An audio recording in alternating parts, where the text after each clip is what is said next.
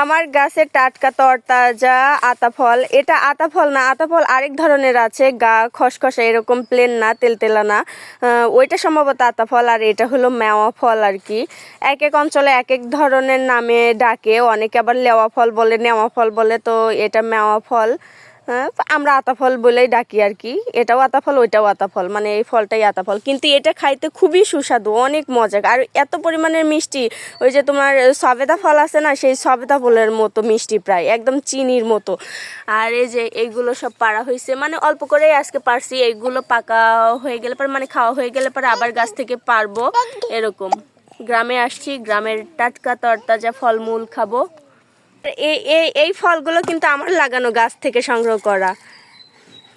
আমি এই গাছটা লাগাইছিলাম, এখন অনেক ফল দেয়। আর তাও আমার আমার মেয়ে আমার থেকে কাড়ে কাড়ে নিচ্ছে, এটা তার অনেক পছন্দ। এটা সব থেকে, এখানকার মধ্যে সব থেকে বড় আর কালারফুল।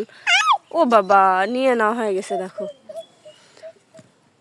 আর তোমরা এই ফলটাকে কে কি নামে ডাকো বা চিনো, আমারে কমেন্টস করে জানাইও তো।